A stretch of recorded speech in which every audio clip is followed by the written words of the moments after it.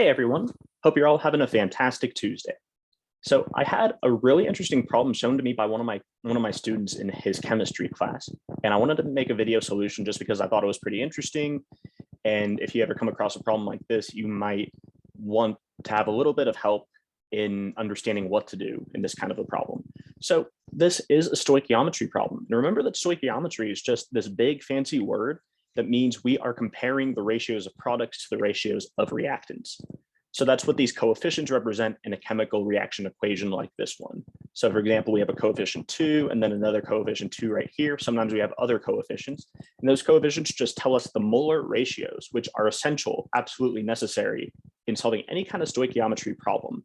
And in general, stoichiometry problems generally have us convert between moles and grams, sometimes liters, sometimes atoms themselves. But this time we have something that is not all that common. We have this thing being added here at the end. We have kilojoules being added.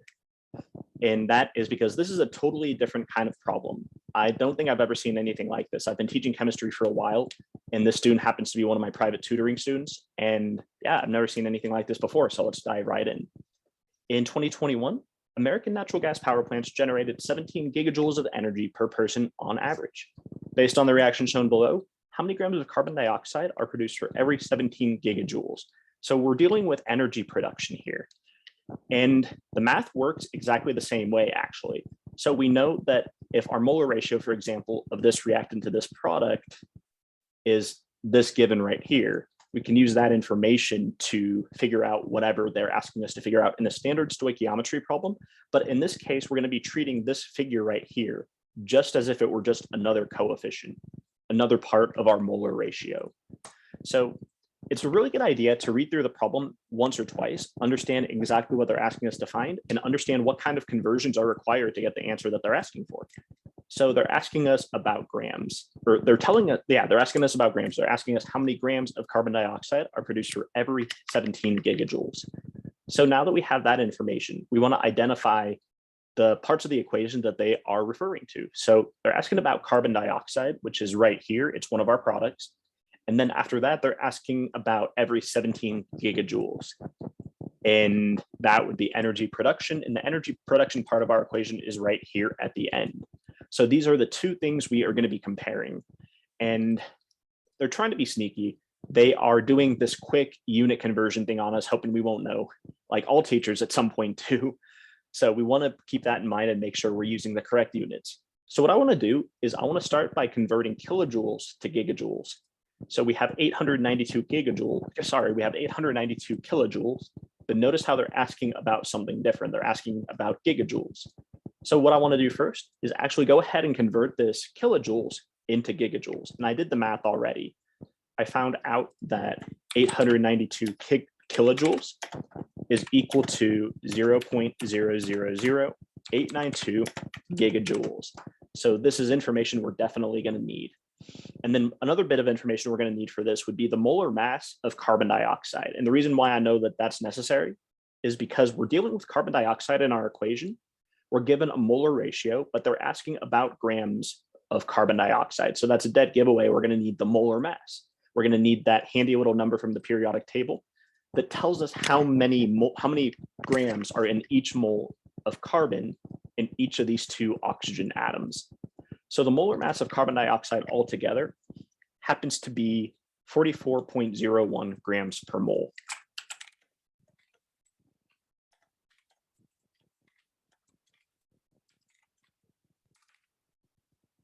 Very useful information to have. So let's dive right in.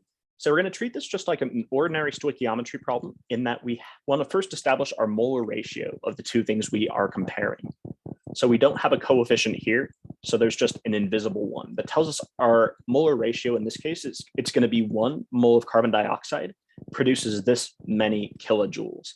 So I'm going to write the molar ratio down below, but I'm going to convert the kilojoules into gigajoules and have that be part of the ratio. So 1 mole of carbon dioxide gas is proportional or molecularly equivalent to 0.000892 gigajoules. All right, perfect. Now we want to figure out what would be the next best thing to do after that, the next step in our strategy. So we have moles of CO2 being compared to this many gigajoules, and we're being asked to figure out how many grams of carbon dioxide. So what I want to do is I want to change the moles of carbon dioxide. I want to change that into grams because they're asking about grams in the problem.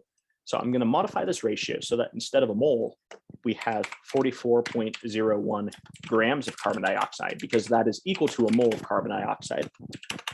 I did not change the value, I just changed the units. It's the same exact value as before. Same ratio too. So this is what it looks like after we change from moles to grams. Now what we want to do is we want to figure out what would be a number of grams that's molecularly equivalent, not to this many gigajoules, but to 17 gigajoules. So we're going to break out our proportions from math to help us with this one. I'm going to set it up as a rational proportion problem. So we have grams of carbon dioxide on top. We have this many gigajoules on the bottom. The amount on top produces the amount of energy on the bottom. And the next part of our proportion will be exactly the same.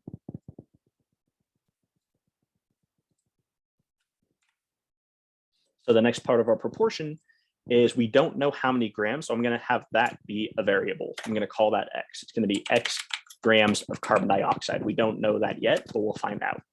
But we do know how many gigajoules that we are expecting to be produced with this many grams. So that's going to be the denominator of our next part of the proportion. So it's going to be X grams of carbon dioxide for every 17 gigajoules, which is ultimately what we are trying to find here.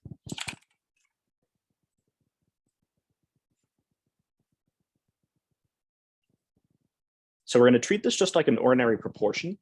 We can do the cross product, or we could just multiply both sides of the equation by 17 and we get our answer. So in this case, X would be equal to 44.01, which is our molar mass for carbon dioxide, times our 17 gigajoules. I'm going to abbreviate it this time, JG, and it's going to be divided by 0.000892 gigajoules.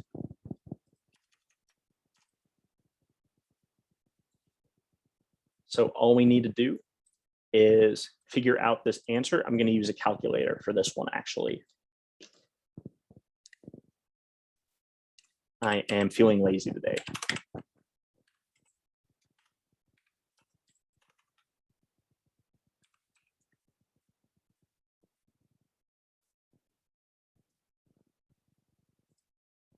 So our answer, actually, before I put the answer, I forgot the units for this particular part of our proportion. This is grams. And it may not seem like it's that important to write, but it helps us make sense of the units we expect our answer to be in. What I mean by that is gigajoules on top cancels with gigajoules on the bottom, and what we're left with would be grams. So now is a really, really good idea to make sure that we're in the units that the problem is asking for. So let's go back to the problem. They're asking how many grams of carbon dioxide, and that's exactly the unit we have left. So that's how we know we set it up right. That's how we know we solved it correctly. The units match up exactly the way we expect, and we get grams, which is what we're trying to get. So this is what I got for my answer. And if we round to, you know what? I think I'm just going to use the usual convention, round to two sig figs right there. And this is our answer. So it would be this many grams of carbon dioxide would be produced for every 17 gigajoules. Hope you found this useful, guys. See you in the next video.